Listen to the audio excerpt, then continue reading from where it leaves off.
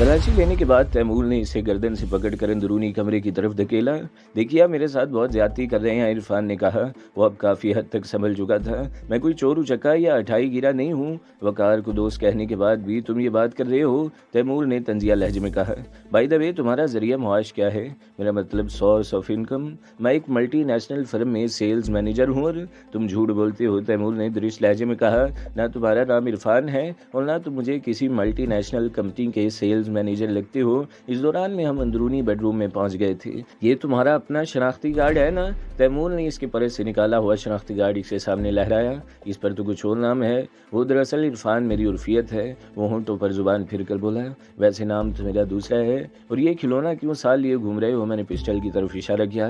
क्या multi national company इसके sales manager pistol के जोर पर सेल्स कर रहे हैं आजकल? ये मैंने सेल्फ डिफेंस के लिए रखा हुआ है। इरफान का खौफ आहिस्ता आहिस्ता दूर होता जा रहा था। तैमूर ने आगे बढ़कर इसके मुंह पर इतनी जोर से थप्पड़ मारा कि इसकी आवाज़ पूरे फ्लैट में गूंज कर रह गई। फिर वो तपे हुए लहजे में बोला, तुम शुरू ही से झूठ बोल रहे हो। अब अगर एक लफ्ज़ भी झूठ बोला तो तुम बोलने के काबिल ही नहीं रहोगे। इरफान या अरशद इस्तेज़ाई अंदाज में हंसा।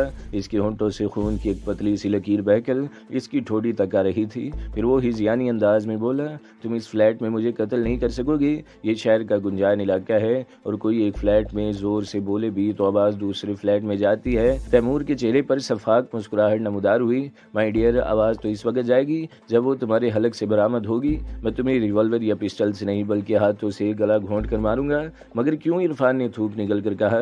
मुझसे तुम्हारी क्या दुश्मनी है? बस यूं ही शौकिया, तैमूर बेपरवाही से बोला। मैं इस दुनिया में झूठ का वजूद बर्दाश्त नहीं कर सकता। इसका अंदाज फलसफियाना होगा, इसलिए हर झूठे आदमी को हलाक करके मुझे खुशी होती है। इरफान का चेहरा सद कर रह गया था। तैमूर के चेहरे पर वाकई इस वक्त ऐसी वहशत थी कि वो मुझे ज़हनी मरीज लग रहा था। मैंने तैमूर से कहा, अभी तो बहुत वक्त है, तुम ऐसा करो जब तक कॉफ़ी तैयार कर लो। यूं भी किसी को हलाक करने से पहले खिला पिला कर मारना चाहिए। मैं दरअसल तैमूर को वहाँ से हटाकर इरफान की हमदर्दियाँ हासिल करना चाहता था। तैमूर मेरा इशारा समझकर कमरे से निकल गया। मेरा साथी ज़हनी मरीज है, मैंने इसके जाने के बाद तबसरा किया। इसके लाशऊर में न जाने क्या बात बैठ गई है कि मामूली सा झूठ भी बर्दाश्त नहीं कर सकता। इसके इसी जुनून की भेंट अब तक 17 अफराद चढ़ चुके हैं। और इसने तो एक दफ़ा अपनी सगी बहन को भी मारने में कोई कसर न छोड़ी थी। इसके बाद इसे पागल खाने पहुंचा दिया गया। अभी हाल ही में ये वहाँ से वापस आया है। वापस क्या आया है बल्कि फरार हुआ है। मैं खुद इससे पीछा छुड़ाने के चक्कर में हूँ। न जाने कब सोते में मेरे गले पर छुरी फेर दे। मेरी बातें सुनकर इरफान मजीद दहशत ज़दा हो गया। वो सहमे हुए लहजे में बोला, मैंने तो इसे कोई झूठ बोला भी नहीं है। मेरा नाम तो अरशद है मगर उर्फियत इरफान है। इसकी तस्दीक तो वकार भी कर देगा।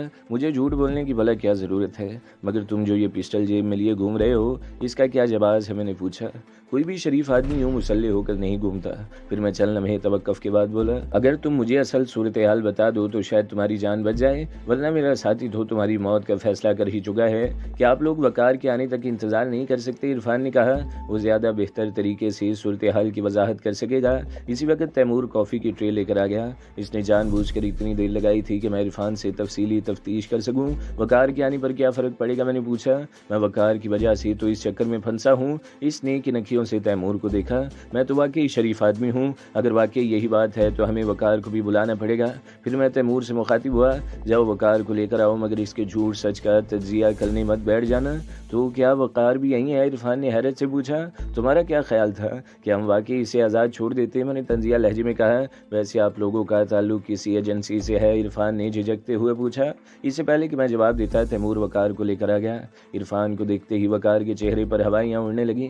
वो जल्दी से बोला, तुम आज कैसे आ गए? ज़रूरी नहीं कि मैं हफ्ते ही को आऊँ, इससे पहले भी तुम्हारी ज़रूरत पड़ सकती है। इरफान की ज़ुबान से हफ्ते का जिक्र सुनकर मैं चौंका। इसका मतलब ये था कि अब तक वकार भी मुझसे झूठ बोल रहा था। हाँ, अब तुम शुरू हो जाओ, मैंने इरफान से कहा। तुम वकार की मौजूदगी में बात करना चाहते हो? मैंने अब तक वाकई आप लोगों से झूठ नहीं बोला, इरफान ने कहा। नाम के सिलसिले में भी ये है कि इरफान मेरी उर्फियत है। लोग अमूमन मुझे इसी नाम से पुकारते हैं। रहा ये सवाल कि मैं मुसल्ले होकर क्यों घूमता हूँ, तो ये मेरी मजबूरी है। और वो मजबूरी क्या है? तैमूर ने तंजिया लहजे में पूछा। वही मजबूरी जो तुम्हारे साथ है, इरफान ने जवाब दिया। तुम भी तो मुसल्ले हो और आदमी असला क्यों रखता है? یہ تم بھی اچھی طرح جانتے ہو۔ پھر وہ کچھ توقف کے بعد بولا، میں نے یہ جھوٹ ضرور بولا تھا کہ میں کسی ملٹی نیشنل کمپنی میں ملازم ہوں۔ اب تم سچ ہی سننا چاہتے ہو تو سنو، مگر سچ بہت کڑوا ہوتا ہے۔ اگر تم گھما پھرا کر بات کرنے کی بجائے سیدھے طریقے سے بتا دو تو ہمارا وقت بھی بچے گا اور انرجی بھی۔ میں نے کہا، میں ایک دہشت گرد ہوں۔ اس نے یوں اطمینان سے کہا جیسے دہشت گرد ہونا بھی کوئی معزز پیشہ ہے۔ اور وقار کو بھی تمہیں نے اس راہ پر لگایا؟ میں نے پوچھا۔ وقار کافی عرصے سے بے روزگار تھا، اس پر 2 چھوٹے بھائیوں اور 3 جوان بہنوں کا بوجھ ہے۔ میں نے تو اس کی صرف مدد کی تھی، میں خود بھی اسی صورتحال سے دوچار ہوں۔ مجھ پر بھی ماں باپ اور 2 بہنوں کی ذمہ داریاں ہیں۔ اب تم نے سچ ہی بولنے کو کہا ہے تو مجھے ٹوکنا مت۔ عرفان کا لہجہ تلخ ہو گیا۔ میں نے ایم اے بہت امتیازی نمبروں سے پاس کیا تھا۔ میرا خیال تھا کہ تعلیم مکمل کرنے کے بعد ہمارے گھر کے تمام درد دور ہو جائیں گے۔ میرے ماں باپ نے اپنا پیٹ کاٹ کر مجھے اعلیٰ تعلیم دلائی تھی۔ ان کی آنکھوں میں مستقبل کے سنہرے خواب تھے۔ بہن بھائی خوش تھے کہ وہ اورنگی ٹاؤن کی کچی آبادی سے کسی معقول جگہ منتقل ہو جائیں گے، مگر میری ڈگری کسی کام نہ آ سکی۔ شروع میں مجھے انتہائی معمولی ملازمتوں کی آفر ہوئی، مگر میرے ذہن پر تو گھر والوں کی تقدیر بدلنے کا بھوت سوار تھا۔ میں سوچا تھا کہ اگر یہی ملازمت کرنا تھی تو پھر کالج اور یونیورسٹی میں اتنے برس ضائع کرنے کی کیا ضرورت تھی؟ وہ ملازمت تو مجھے میٹرک کے بعد بھی مل سکتی تھی، اور ان برسوں میں تو میں تھوڑی بہت ترقی بھی کر سکتا تھا۔ پھر 2 سال تک مختلف دفتروں کے دھکے کھانے کے بعد میں نے یہی سوچا کہ اب مجھے کوئی بھی ملازمت کر لینا چاہیے۔ میں اس دوران میں ٹیوشن کر کے کسی نہ کسی طرح گزارا کر رہا تھا۔ پھر اچانک ہی میری ملاقات نوید سے ہو گئی۔ وہ ان دنوں امریکہ سے اعلیٰ تعلیم حاصل کر کے آیا تھا اور یہاں بڑے پیمانے پر کوئی کاروبار کرنے کا منصوبہ بنا رہا تھا۔ پھر دیکھتے ہی دیکھتے اس نے کورنگی کے انڈسٹریل ایریا میں ایک ایسی مل مشینری سمیت خریدی جس کا مالک ملک سے باہر جا رہا تھا۔ وہ کمپنی صابن، واشنگ پاؤڈر، شیمپو اور اسی طرح کی دوسری اشیاء صرف بناتی تھی۔ نوید نے مجھے اپنی کمپنی میں سیلز مینیجر کی آفر کی تو میں حیران رہ گیا۔ تنخواہ بھی خاصی معقول تھی۔ اس نے مجھ سے یہ بھی کہا کہ تمہارا کوئی دوست بے روزگار ہو تو اسے بھی لے آؤ۔ میں اپنے 1-2 دوستوں کو بھی وہاں لے گیا۔ میں نے وہاں جی جان سے کام شروع کر دیا، مگر ایک بات مجھے بری طرح کھٹک رہی تھی کہ نوید فیکٹری میں صرف سامان کی فلنگ کرتا تھا۔ وہ مارکیٹ سے 2 نمبر کا مال خرید لیتا اور اسے ڈبوں میں بھر کے بازاروں میں بھیج دیتا۔ چند مہینے اسی طرح چلتا رہا۔ مال کی کوالٹی خراب ہونے کی وجہ سے مجھے کمپنی میں کسی قسم کا خسارہ محسوس نہیں ہو رہا تھا۔ چند ایک دکانداروں نے اس شرط پر مال رکھا کہ فروخت کرنے پر ادائیگیاں کریں گے۔ میں اس صورتحال سے سخت پریشان تھا۔ نوید نارتھ ناظم آباد کے ایک بنگلے میں رہتا تھا۔ اس دن میں وہاں سے گزرا تو مجھے خیال آیا کہ نوید سے بھی ملتا چلوں۔ اس وقت رات کے 10 ساڑھے 10 کا عمل تھا۔ نوید تو یوں بھی رات کو دیر تک جاگنے کا عادی تھا۔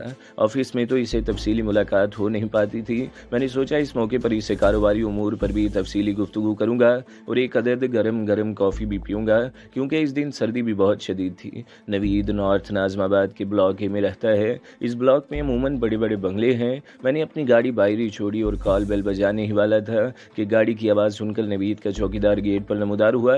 میں اکثر وہاں جاتا رہتا تھا، اس لیے چوکیدار نے کسی حیرت کا اظہار نہ کیا۔ پورچ میں نوید کی گاڑی کے پیچھے ایک ہونڈا سویک بھی کھڑی تھی۔ میں نے چوکیدار سے پوچھا، کیا صاحب کے پاس کوئی مہمان آیا ہے؟ ہاں صاحب، چوکیدار نے جواب دیا، وہ تو کافی دیر سے ادھر ہے۔ صاحب نے کہا تھا کہ کسی کو اندر مت آنے دینا، مگر آپ تو دفتر کا آدمی ہے۔ یہ کہہ کر اس نے راستہ چھوڑ دیا۔ میں کوریڈور میں داخل ہوا تو دبیس کارپیٹ کی وجہ سے کوئی آہٹ پیدا نہ ہوئی۔ میں جانتا تھا کہ اس وقت نوید ڈرائنگ روم میں ہوگا۔ میں سیدھا اسی طرف بڑھا۔ ڈرائنگ روم کا دروازہ کھلا ہوا تھا اور اندر سے باتوں کی آواز رہی تھی۔ میں کمرے میں داخل ہونے ہی والا تھا کہ اندر کی گفتگو سن کر ٹھٹک کر رک گیا۔ کوئی بھاری آواز میں کہہ رہا تھا، تم نے یہاں بہت وقت اور پیسہ ضائع کر دیا ہے وکرم، مگر اس کا آؤٹ پٹ کچھ بھی نہیں ہے۔ میں موقع کی تلاش میں ہوں سر۔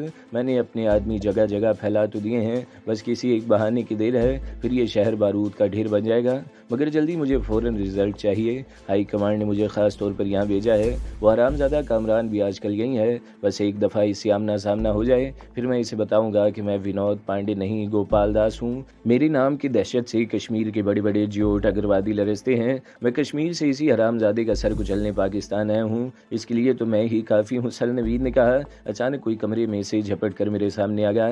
میں بوکھلا کر رہ گیا۔ کون ہو تم؟ وہ بولا تو مجھے اندازہ ہوگا کہ وہ گوپال داس ہے۔ میں عرفان، میرا مطلب ہے ارشد ہوں سر، میں نے بوکھلا کر کہا۔ نوید صاحب کی فیکٹری میں سیلز مینیجر ہوں، ادھر سے گزر رہا تھا تو میں نے نے۔ اندر چلو، اس نے درست لہجے میں ڈرائنگ روم کی طرف اشارہ کیا۔ اس کے لہجے سے زیادہ خوفناک وہ گند تھی جو اس نے کمرے سے باہر نکلتے ہی مجھ پر تان لی تھی۔ اس کے پیچھے پیچھے نوید بھی باہر آ گیا۔ میں نے نوید کی طرف پر امید نظروں سے دیکھا، مگر اس وقت اس کے چہرے پر عجیب سی وحشت تھی۔ اس نے بھی سرد لہجے میں کہا، اندر چلو، تم یہاں کب آئے؟ میں ابھی آیا ہوں، میں نے ڈرائنگ روم میں داخل ہوتے ہوئے کہا۔ وکرم، یہی تمہارا آؤٹ پٹ ہے؟ تمہیں پتہ بھی نہیں چلا کہ باہر کوئی موجود ہے؟ اس پر تم دعویٰ کر رہے ہو کامران کی ہلاکت کا؟ بس تم میں اور مجھ میں یہی فرق ہے۔ میں ہر وقت اپنی آنکھیں اور کان کھلے رکھتا ہوں۔ مجھے حیرت ہوئی کہ گوپال داس نوید کو وکرم کہہ کر کیوں مخاطب کر رہا ہے۔ پھر مجھے ان کی گفتگو یاد آئی، مگر مجھے زیادہ سوچنے کا موقع نہ ملا۔ اس حرامزادے نے ہماری نہ جانے کتنی باتیں سن لی ہیں، اب اسے زندہ چھوڑنا بے وقوفی ہے۔ گوپال داس نے کہا، تم ابھی اسے اپنی گاڑی میں لے جاؤ اور سسورے کا جھٹکا دے کر کہیں پھینک دو۔ میرا جسم سر سے پاؤں تک پسینے میں ڈوب گیا۔ ساری سے مارنے کے بجائے ہم اسے کام بھی تو لے سکتے ہیں۔ نوید یا وکرم نے پہلی دفعہ میری طرفداری کی، اگر اس نے ہمارے کہنے پر عمل نہ کیا تو یہ خیر مارا ہی جائے گا۔ اس کی بہنیں مڈل ایسٹ کے کسی ملک میں بیچ دی جائیں گی۔ نہیں، میری بہنوں کا نام مت لو، میں ہذیانی انداز میں بولا۔ تم لوگ جو کہو گے میں کروں گا، مگر ریوالور چلانا آتا ہے؟ گوپال داس نے میری بات کاٹ دی۔ خیر، نہیں بھی آتا تو وکرم تجھے ایک ہفتے میں سکھا دے گا، مگر ایک بات اچھی طرح یاد رکھنا، ہمارے کہنے کے خلاف کیا تو۔ اس نے جملہ ادھورا چھوڑ دیا۔ تم جو کچھ کہو گے میں کروں گا۔ میری آنکھوں میں بے اختیار اپنی معصوم بہن بھائیوں کے چہرے گھوم گئے۔ پھر وکرم نے واقعی مجھے ایک ہفتے میں نہ صرف ریوالور چلانا بلکہ دستی بم اور کلاشنکوف کا استعمال بھی سکھا دیا۔ اس زمانے میں میری ملاقات وقار سے ہوئی، وہ بھی پنجاب سے نوکری کی تلاش میں آیا تھا اور دھکے کھا رہا تھا۔ وکرم کا اصرار تھا کہ 2-4 ایسے نوجوان اکٹھے کرو جو دیکھنے میں وجیح اور سمارٹ ہوں۔ میں نے وقار کی ملاقات بھی وکرم سے کروا دی، یوں وقار بھی ہم لوگوں کے ساتھ شامل ہو گیا۔ مگر تم نے تو ان لوگوں سے زبان بند رکھنے کا وعدہ کیا تھا کہ اب تمہاری بہنوں کے لیے خطرہ پیدا نہیں ہوگا، تیمور نے کہا۔ اس مرتبہ اس کا لہجہ نرم تھا۔ میں نے اب تک اتنے گھر اجاڑے ہیں، قوم کو اتنا نقصان پہنچایا ہے کہ میرا ضمیر مجھے دن رات ملامت کرتا رہتا ہے۔ یہ تو خود غرضی ہے کہ اپنی بہنوں کی عزت بچانے کے لیے دوسروں کی بہنوں اور بیٹیوں کو پامال کر دیا جائے۔ میں تو اب یہ سوچ رہا ہوں کہ خود اپنے ہاتھوں سے اپنی بہنوں کا خاتمہ کر دوں، ورنہ ضمیر کی خلش مجھے پاگل کر دے گی۔ ویسے تم اداکار بھی بہت اچھے ہو، میں نے طنزیہ لہجے میں کہا۔ یہ خیال تمہیں اس سے پہلے کیوں نہیں آیا؟ اپنی جان پر بنی تو اپنی بہنوں کو بھی قتل کرنے پر آمادہ ہو گئے۔ میں جانتا تھا کہ تم میری بات پر یقین نہیں کرو گے۔ اس کا ایک ہی طریقہ ہے، تم ذرا مجھے اپنے ہاتھوں سے موت کی نیند سلا دو، مگر تمہیں ایک وعدہ کرنا ہوگا۔ وہ بولتے بولتے چند لمحے کو رکا۔ میرے بعد میری بہنوں کی حفاظت کی ذمہ داری لینا ہوگی، اگر ایسا نہ کر سکو تو انہیں کم از کم باعزت موت ہی دے دینا۔ یہ کہتے ہوئے اس کی آواز بھرا گئی اور آنکھوں سے آنسو بہنے لگے۔ اس کے لہجے سے ظاہر ہو رہا تھا کہ اس کا ایک ایک لفظ سچائی پر مبنی ہے۔ میرا واسطہ اب تک کتنے لوگوں سے بڑا تھا کہ مجھے سچ اور جھوٹ کی خوب پہچان ہو گئی تھی۔ تم کامران کو پہچانتے ہو؟ تیمور نے اچانک پوچھا اور غور سے اس کے چہرے کا رد عمل دیکھنے لگا۔ وہ تلخی سے مسکرایا اور بولا، اس وقت پاکستان میں ان کے راستے کا سب سے بھاری پتھر تو کامران ہے۔ وہ کامران کو ہر قیمت پر ہلاک کرنا چاہتے ہیں۔ ونود پانڈے ان کا بہت مایا ناز اور خوفناک ایجنٹ تھا۔ کامران نے انہی کے ملک میں ونود پانڈے کو تنگی کا ناچ نچا دیا تھا۔ جب وہ بھارت میں رہ کر ان کے سینوں پر مونگ ڈل سکتا ہے تو پاکستان تو پھر کامران کا اپنا وطن ہے۔ وہ میں نے تم سے پوچھا تھا کہ تم کامران کو پہچانتے ہو یا نہیں؟ تیمور نے منہ بنا کر اس کی بات کاٹ دی۔ تم نے جواب دینے میں نہ جانے کون سی الف لیلا چھیڑ دی۔ ہاں، میں کامران کو پہچانتا ہوں، اس نے جواب دیا۔ میں صرف یہ بتانے کی کوشش کر رہا تھا کہ جس شخص کے سائے سے وہ لوگ خوفزدہ ہیں، اس کے بارے میں اپنے لوگوں کو کیوں نہیں بتائیں گے؟ وکرم نے خاص طور پر مجھے کامران کی ایک تصویر دی تھی اور کہا تھا کہ اس شخص کی ہلاکت ہی میں تمہاری بقا ہے۔ تصویر دیکھ کر مجھے بے اختیار یہ خیال آیا تھا کہ اتنا وجیح، خوبرو اور معصوم آدمی اتنا خوفناک بھی ہو سکتا ہے کہ را کے بڑے بڑے بھنے خانوں کے لیے ڈراؤنا خواب بن جائے۔ مجھے یقین نہیں آ رہا تھا کہ آج وہ ہستی میرے سامنے موجود ہے۔ اس نے تحسین امیز نظروں سے مجھے دیکھا۔ آپ کی وہ تصویر اگرچہ پرانی ہے مگر نین نقش تو واضح ہیں۔ تم اگر میرے بارے میں اتنا کچھ جانتے ہو تو یہ بھی جانتے ہوگے کہ مجھے خوشامد اور چاپلوسی سے شدید نفرت ہے۔ میں نے اسے گورتے ہوئے کہا، اسے آپ خوشامد نہ سمجھے۔ عرفان نے کہا، میں جو کچھ کہہ رہا ہوں اس کا ایک ایک لفظ حقیقت پر مبنی ہے۔ میرے بارے میں وہ اور کیا کچھ جانتے ہیں؟ ان کا خیال ہے کہ حکومت پاکستان کی کوئی خفیہ اور بااثر ایجنسی کامران کی پشت پناہی کر رہی ہے۔ اس کے ساتھ ساتھ اسے زیر زمین دنیا کے جرائم پیشہ افراد کا تعاون بھی حاصل ہے۔ اسی وجہ سے وہ آج تک دنیا کی خطرناک ایجنسی سے بچا ہوا ہے۔ سب سے بڑھ کر یہ کہ اسے گلوریا جیسی گھر کی بیدی کا تعاون حاصل ہے۔ اگر کسی طرح گلوریا ہی پر قابو پا لیا جائے تو کامران کو گھیرنا بہت آسان ہے۔ تو پھر وہ میری بجائے گلوریا کو کیوں نہیں گھیرتے؟ میں نے پوچھا۔ گلوریا کو بھی گھیرنا اتنا آسان نہیں ہے، کامران کی طرح وہ بھی چلا ہوا ہے۔ یہ الفاظ گوپال داس کے ہیں، عرفان نے کہا۔ اب میں تمہیں صرف ایک ہی شرط پر چھوڑ سکتا ہوں، میں نے پرخیال انداز میں کہا۔ تم مجھے گوپال داس تک پہنچاؤ گے؟ ہاں، یہ وعدہ کرتا ہوں کہ جب تک میں زندہ ہوں تمہاری بہنوں پر آنچ نہیں آئے گی۔ عرفان بری طرح رونے لگا۔ اس نے جھک کر میرے پاؤں پکڑنے کی کوشش کی مگر میں نے اسے شانوں سے تھام لیا۔ وہ شرٹ کی آستینوں سے آنسو پہنچتے ہوئے بولا، آپ واقعی عظیم ہیں کامران صاحب، اب مجھے اپنی موت کا بھی غم نہیں ہوگا۔ مجھے یہ اطمینان تو رہے گا کہ میرے بعد بھی میری بہنوں کی عزت اور والدین اور بھائیوں کی زندگیاں محفوظ ہیں۔ میں آپ کو گوپال داس تک ضرور لے جاؤں گا۔ ایک بات اور میں نے پوچھا، تمہارے سوا مزید کتنے آدمی گوپال داس کے ساتھ ہیں؟ وقار سمیت 5 آدمی ایسے ہیں جنہیں میں جانتا ہوں، ہو سکتا ہے اس نے مزید لوگوں کو بھی خرید رکھا ہوگا، عرفان نے جواب دیا۔ وقار کا رابطہ کس سے ہے؟ تیمور نے پوچھا۔ میرا اندازہ ہے کہ گوپال داس اس کے سامنے نہیں آیا ہوگا۔ اس کا اندازہ بالکل درست ہے، عرفان نے جواب دیا۔ وقار کا رابطہ وکرم سے ہے، وہی اس سے بات کرتا ہے۔ گوپال داس کو تو میرے سوائے شاید کسی نے دیکھا بھی نہ ہو، میں نے بھی اس دن اتفاق سے اسے دیکھ لیا تھا۔ گوپال داس کا حلیہ بتاؤ، میں نے پوچھا۔ وہ دراز قد اور مضبوط جسم کا آدمی ہے، جسم کی ساخت سے اندازہ ہوتا ہے کہ وہ پابندی سے سخت قسم کی ایکسرسائز کرنے کا عادی ہے۔ رنگ گندمی اور بال سیاہ ہیں، چہرے پر گھنی مونچھیں ہیں، پیشانی تنگ اور بایاں شانہ کچھ جھکا کر چلتا ہے۔ خالص اردو بولنے کی کوشش کرتا ہے مگر کوشش کے باوجود خے کو کھے بولتا ہے، مثلاً خیال کو ہمیشہ خیال ہی بولے گا۔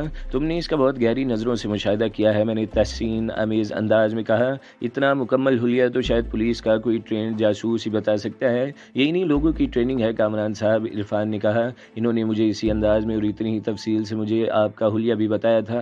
میں نے اسی روشنی میں سب کو پرکھنا شروع کر دیا۔ میرے بارے میں خاص بات کیا بتائی تھی؟ میں نے پوچھا۔ میری کوئی ایسی عادت جس کے ذریعے میں پہچانا جاؤں؟ میں نے پوچھا۔